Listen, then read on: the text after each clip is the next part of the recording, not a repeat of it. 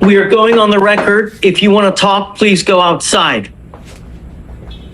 Judge, Hold on. So we're on the record. It cause number 253-4377, 2505-146.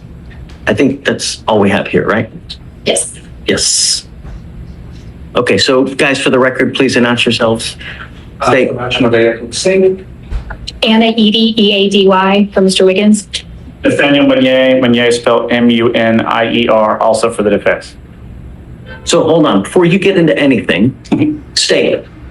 You wanted to bring something to the court's attention. Yes, Judge. So we had received a call that Mr. Wiggins was in violation of the protective order that was in this VPO, and that he was reaching out to the complainant witness in this case. We have checked the jail calls. Those jail calls show that since March 24th, which is, of course, after the October VPO, since just March 24th, we have 293 calls made to the complainant's phone number.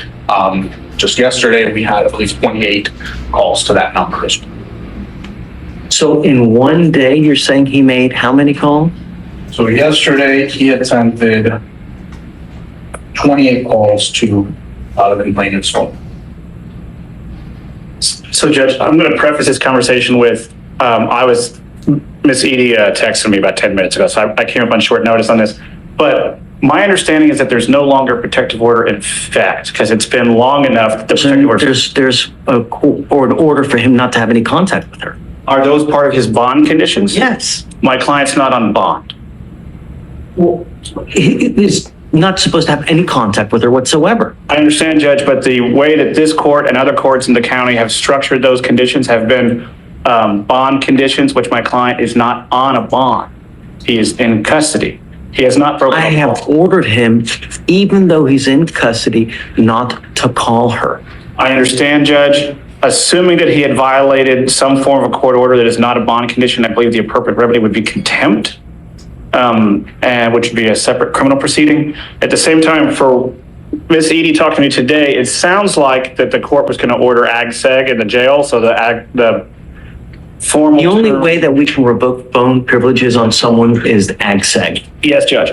My issue with that is it's a hammer when a scalpel is needed.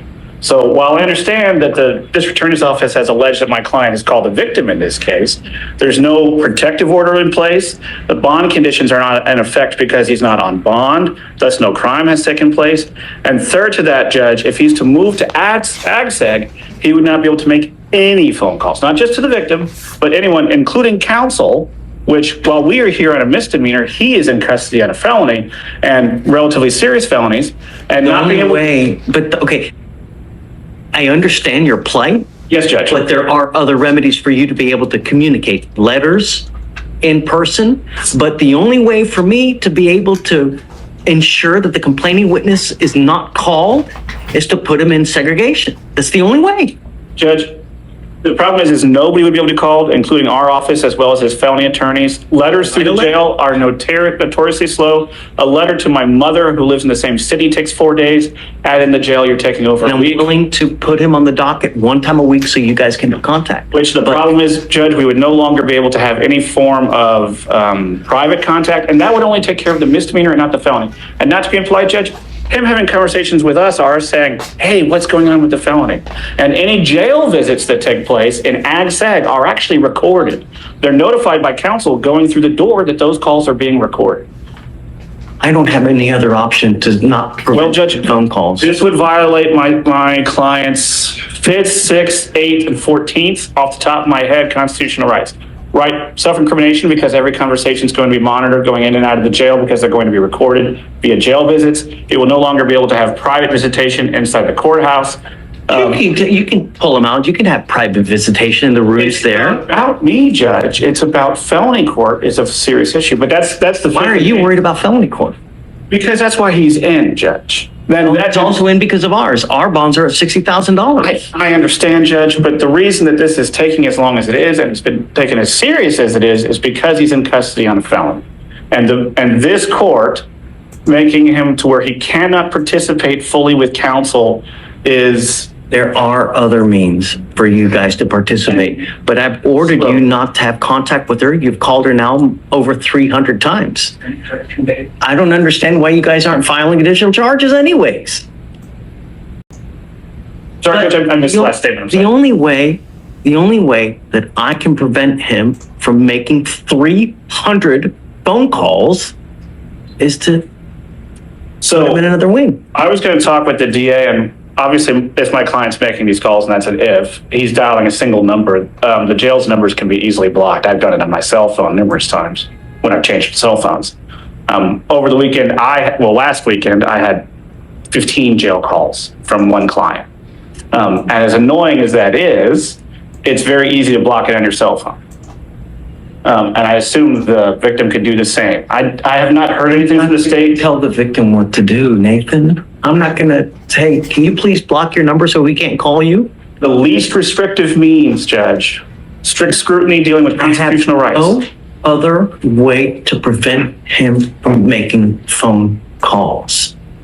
I have acquiesced to you guys before and I've admonished him before. Please don't. We put you in seg last time. You were there a month. You came here begging and pleading, I'm not going to do it, I'm not going to do it. And now we have 300 phone calls.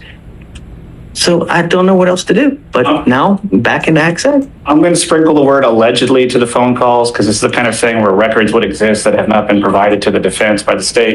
Do you have the records? Well, I mean, I have them. I just have to I have to do the forms or get them up with the forms. Yeah. Okay, so let's set up a formal hearing because I don't want, you're right. I don't want to give you state the benefit of the doubt without him actually, or Anna actually seeing it and seeing that the phone calls were actually made. So let's set up for a formal hearing. How soon can you get him the evidence?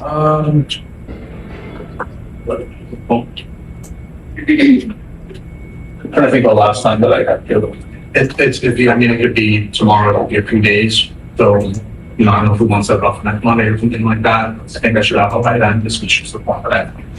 Actually, connected with spent so quick. And if we could keep him in normal population so that we could visit him, as does his family counsel, and they could Wiggins, I'm in our going to have you sign an affidavit today promising me you're not going to reach out to the complaining witness in this case by any means. If you do, I can have a contempt hearing, and every single time it's punishable by up to 6 months in jail and a $500 fine per the advice of your lawyer. Because he thinks this is the correct avenue instead of ag seg. Do you understand? No. Don't contact the complaining witness. Don't use anyone else to contact the complaining witness. Don't use anyone else's number to contact the complaining witness. I'm going to rephrase what he just said. That means calls going through third parties. So if you call mom and have mom call her, that's against the rules. If you call mom and have mom forward the call, that's against the rules. Et cetera, et cetera. Good. Okay.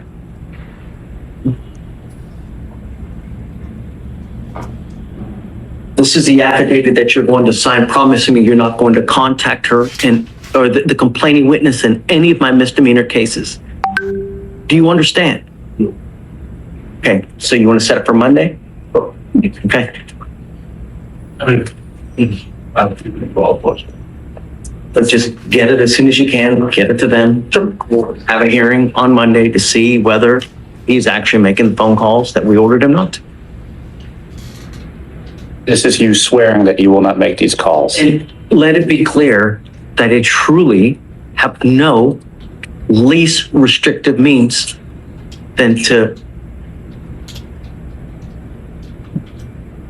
deny his ability to make phone calls to the complaining witness. There really is no less restrictive means. Judge, my understanding is that the jail can prevent Mr. Wiggins' SPIN number from calling. He in the last time, he used someone else's SPIN number to make the phone calls. And was last? So, Yeah. well, we'll see this time. I don't know. Okay, all right. Just always tell the record, Mr. Wiggins, I want you to make this aware that this is the court having you swear, which is legally binding, that you will not be making any calls. And if you violate this sworn oath, then that is punishable under the law. You understand? Sure. Okay. Thank you, Judge.